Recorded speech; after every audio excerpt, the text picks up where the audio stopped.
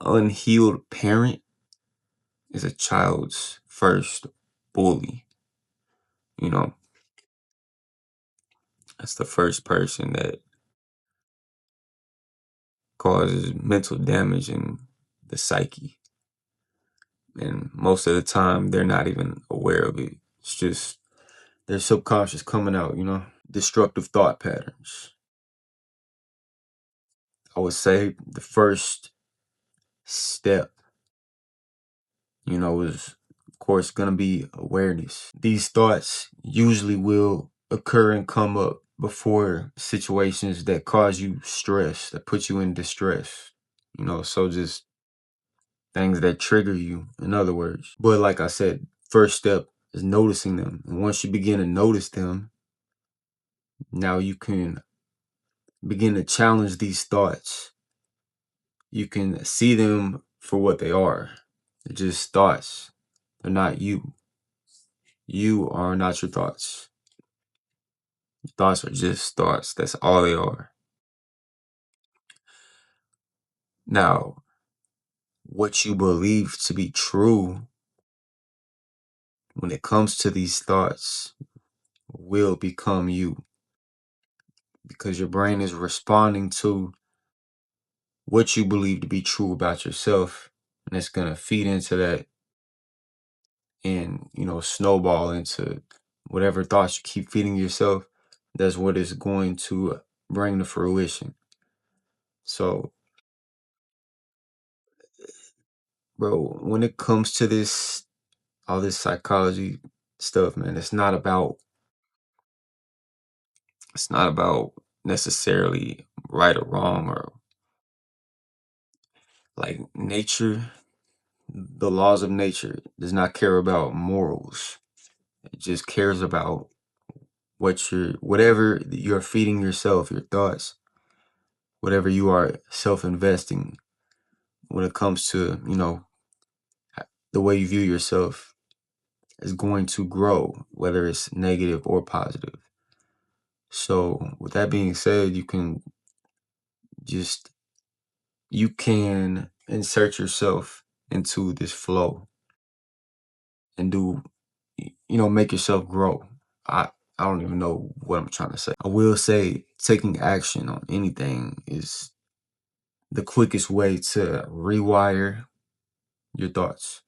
Because when you take action, especially towards the goals that you set for yourself, you got to let your hands change your mind instead of trying to let your mind change your hands, meaning what you do. What's the saying? Act your way into a feeling. You cannot feel your way. You can feel your way into acting, but that's just called motivation. And motivation doesn't last long. Motivation is not permanent. You know, when you do things when you don't feel like it, man, that's when it's most important to do so. Because you're also teaching yourself that this is what you do. When you don't feel like doing it, that's when you do it. And the more you do it, you know what I mean? The more you it's all about what you teach your mind to do for yourself, man. So I was online, doing some research on this topic. So I'm gonna go over some of my notes with y'all. And this list right here is not my list. I found it I don't even remember, man. I just read it somewhere. And it listed a list of basically unhealthy thought, unhelpful thinking habit that you might struggle with. Number one, it's called a mental filter. And the mental filter is when we only notice what the mind wants us to notice. So let's say or you have a thought about yourself when it comes to a certain situation. You're thinking about putting yourself in a certain social situation and you're filtering it through your past experiences. So it might be negative. You're only filtering in the negative aspects of what could happen instead of all the positive aspects. Number two, judgments. Everybody is judgmental to an extent, making evaluations or judgments about events, ourselves, others, or the world, rather than describing what we actually see and have evidence for. I think being judgmental to ourselves is the biggest thing, because that's the foundation of being judgmental to everything else. Starts with you. Number three, mind reading, assuming that we know what others are thinking and usually about us. So assuming that we know what people are thinking about us. And 9 times out of 10, bro, they might be thinking about you for a few seconds, but after that, I promise you, they're going back to thinking about themselves. Everybody's thinking, just like how you're thinking about yourself. What is it like? What did it just say? Assuming what we know that others are thinking, usually about us.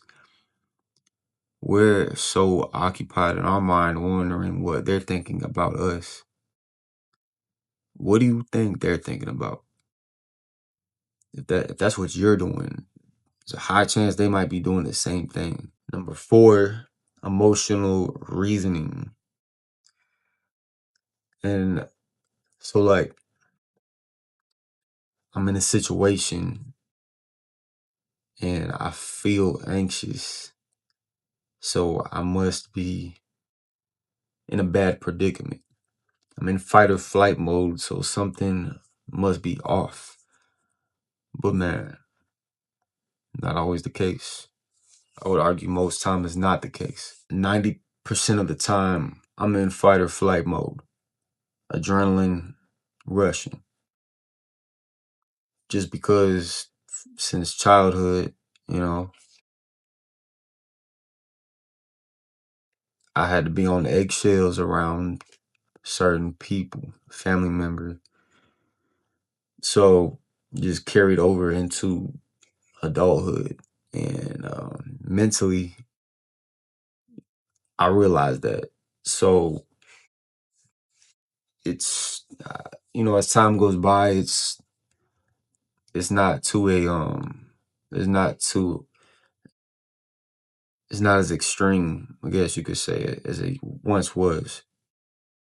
Actually, yeah, I've come a long way. It's definitely not as extreme as it once was, but physically, I still have that fight or flight mode, always anxious to a certain degree. And you know, it manifests in your body. And that's getting off topic. It's another story, but emotional reasoning. You're trying to reason with yourself, why feel like I'm in danger right now, because like me, I see everybody, I should say my mind sees everybody as a threat. Somebody that could potentially hurt or do some type of damage to me. But I mean, I have accountability too. I've also been that person that's dealt damage. I've been the person that's took advantage. I've been, you know what I mean? Both sides. Hurt people hurt people. So I was hurt and I've hurt people. Number five is prediction. Believing that we know what's going to happen in the future. When it comes to a situation or circumstance you find yourself in that's provoking fear, invoking, I think is the word I'm supposed to use right now. Fear. And it's causing you to worry and stress. 9 times out of 10, the worst case scenario that you think is going to happen is not even the thing that's going to happen. My experience, it usually is never that. It may have been a time or two where, yeah, it was. But number six is mountains and molehills. Exaggerating the risk of danger or exaggerating the negatives and minimizing the odds of how things are most likely to turn out or minimizing the positives of the outcome. Downplaying, it just makes you wonder, like, why do I downplay good things so much? Why am I so focused on the negativity. Because what you focus on grows, so your thoughts about the negativity grows, and then the negativity itself ends up growing. So that's what you're focused on. It just makes you think, man, why do I put so much thought and energy into the negative aspect of things? And you could argue that, it's your mind trying to protect you from threats. So it's going to show you the negative side. But it's just like, how can you teach your mind that it's doing more harm than good? And if you were to focus on the positive, good aspects, then I feel like it would minimize the negative aspects so much, diminish them, that there's no point of even putting any focus or energy into them. I should say just be aware of them, but you don't have to do much more than that. Number 7 is compare and despair. This one gonna mess y'all up, man. Seeing only the good and positive aspects in others and comparing ourselves negatively to them. You compare your worst days to people's social media highlight reels. That one is crazy because yeah, that's tough, man. That's something I do. Number 8, I actually said this one kind of ties back into I think number 4 or 5, but catastrophizing, imagining and believing that the worst possible thing is going to happen. Hardly ever does, man. Rarely ever does. And on the off chance that it does, man, everything will work itself out in the end. Truly believe that. Everything for me is worked out in the end. Not saying that I haven't, there's definitely things that I can't come back from, or, have lost people, grief that never goes away. That's hard. But, everything works for the greater good. All right, y'all. Number 9, critical self. Putting ourselves down, self-criticism, blaming ourselves for events or situations that are not totally our responsibility. Blaming yourself for something that was not completely in your control. Number 10, black and white thinking. Believing that something or someone can only be good or bad, right or wrong, rather than anything in between or shades of gray areas. If you grew up with a narcissistic parent, you most likely grew up with black or white thinking and probably thought like that until you become aware that the opposite is true, right? Everything is gray areas and everything. Not everything is all the way one way. And this black and white thinking can also be applied when it comes to developing a good habit, whether it be a thought habit, or, a physical habit that you're trying to incorporate. Just because you set your goal to read, you set your goal to read 15 pages a day, and on like Thursday and Friday, you only mess around and read 9, or one day you read 3. Progress looks like this. It doesn't look just, you know, progress is consistency. Just because you don't hit your goal 100% doesn't mean you're not creeping closer to it. Number 11 is called shoulds and musts. So anytime that you think or say, I should, or I shouldn't, or you say, I must, that puts pressure on ourselves and sets up unrealistic expectations. You don't want to say, I should have did something, because you're telling your brain not to trust yourself and your decision making. And even if it is true that you should have done something different, it's just not something that you want to tell your brain, because it's setting yourself up for failure in the future. and you're saying, I should do something. You're telling yourself that you're being indecisive and hesitating. These words just cause confusion when it comes to you communicating with yourself and being honest with yourself. These words do not fit, and they just don't, you just shouldn't use them when it comes to learning to trust yourself and follow through on the promises and goals that you set for yourself. When you throw these words in there, it just causes diffusion, disruption. I don't know what word I'm trying to use, to be honest. Also, side note, guys, remove the word try from your vocabulary, or trying. I don't ever want to hear you say, I'm trying to make this happen. I'm trying to become better at this. I'm trying to, how does that sound? You're not trying to do it. Say, I'm in the process of, I'm making this happen. I'm taking the proper steps to make that happen.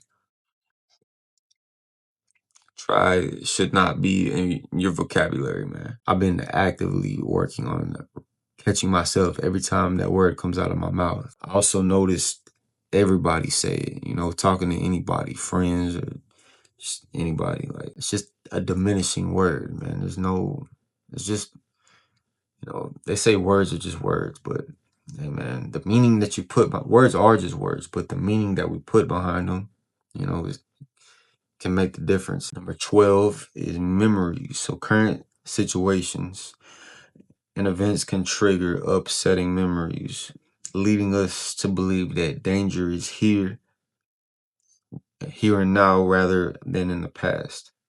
And that can cause us distress in the present. So basically, in other words, being triggered by something that takes you back.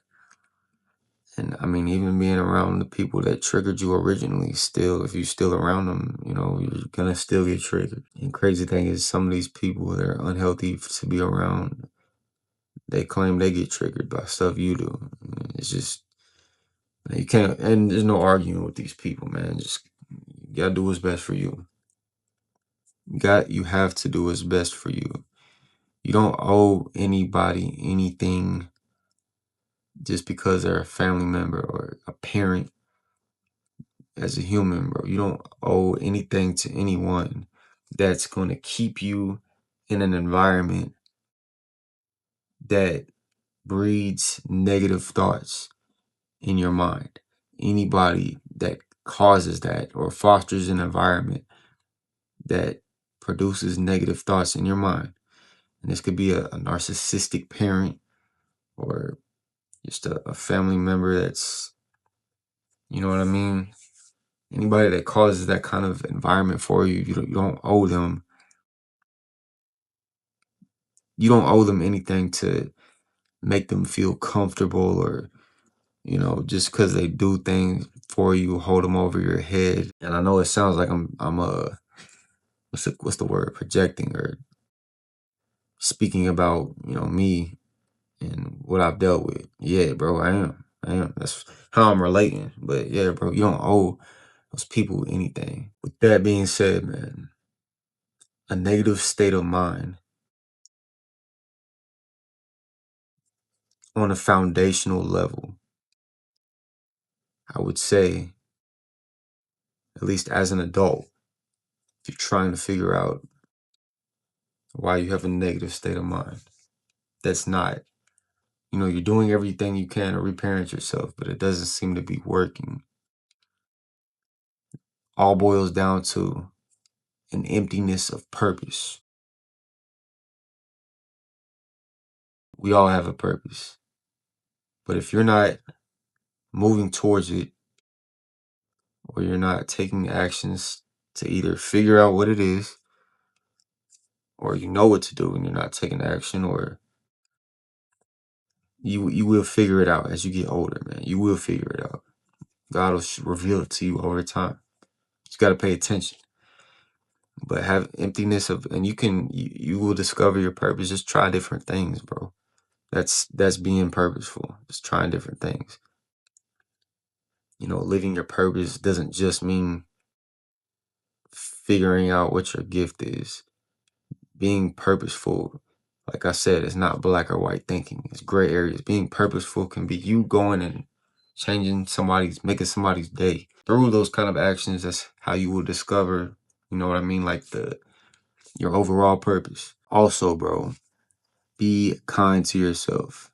Show yourself some compassion. You're not gonna gain anything from beating yourself up. When you think about the negative thoughts and how it's affecting you, just don't beat yourself up about it for having them. Just notice them and realize they're there, but you don't have to take them much further than that. You just let them go and replace them. I'll just share a negative thought loop that I've had for myself for forever, man. I just always believed that there was something inherently wrong with me, like that I have a chemical imbalance. Just always believed that, bro. I say I don't believe it on the surface, but deep down, it's what I always tell myself. So, it must be something I was believing. That being said, bro, I feel like there's something wrong with everybody. So, yeah, there's something wrong with everybody to an extent. That's why we're not perfect, man. We're working on ourselves.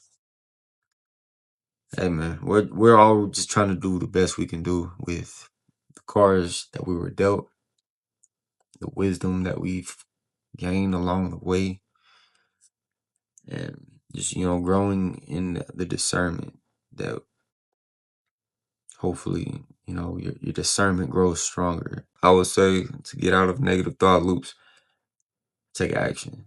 Take action. Anytime I've been, bro, I won't lie, this last week I was depressed. Like I was saying, man, to get out of a negative thought loop, two things that you can do that's gonna take you out of it.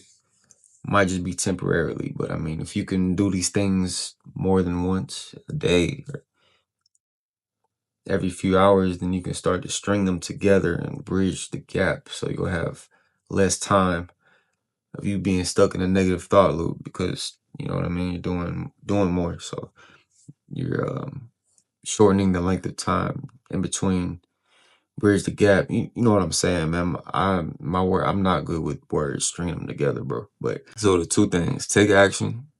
Take action towards what you want to do. Your purpose. Take action. So or just take action on some good habits. Read, socialize.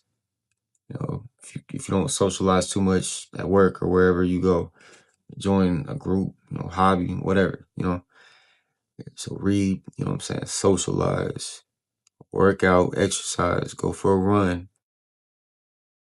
I know sometimes I'm trapped in my room. If I don't work that day, and I get depressed if I'm in my room too long. No matter how productive I'm being, I'll get depressed. So I have to go outside and go on a run. And beautiful outside. Luckily, I live downtown. I live right by this river walk.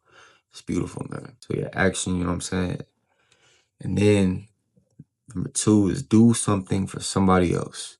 You do something for somebody else, man. Whether it's handing a dub to the homeless man on the corner when you pulling up to the light, or you know what I'm saying, go on YouTube and find a video like something like mine or a similar YouTuber. And not saying me, but this type of content, going to type, you know what I mean, make their day, let them know how they've helped you out, impacted them. Because people have done that to me, and I'm like, damn, bro, that made me feel good more than damn near. It makes me feel good, man.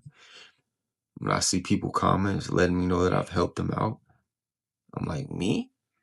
I helped you, bro? Do something for somebody else. Make somebody's day. Make the cashier, the grocery store's day. Just make somebody smile. Put a smile on somebody's face, man. You never know what people are going through. And it's gonna have a domino effect. The actions you take affect way more people than you think, even a little action. So if you make a positive action, it's gonna trickle, and you know what I'm saying, it's gonna make a lot of people's day better, way more than you think. So yeah, bro. I mean, that's really all I got for y'all today. Just wrap it up. That's right. I want to mention.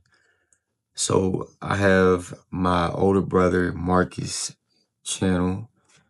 He's a UT. He has a podcast. So he makes similar videos to me a little bit, but his are long. His a podcast, and to an extent, I guess similar subject matter. But he's man, my older brother's wise. Yeah, he just flows for like 30, 40 minutes, and he has a lot of wisdom and info. Man, it's deep. Like he has a plethora of knowledge about things, and it's coming out of him finally because now he has a platform.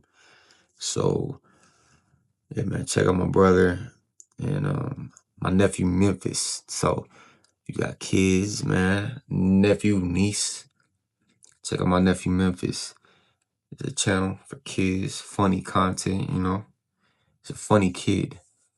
So, but yeah, and I'm the editor. I edit both of their YouTube videos and I post them.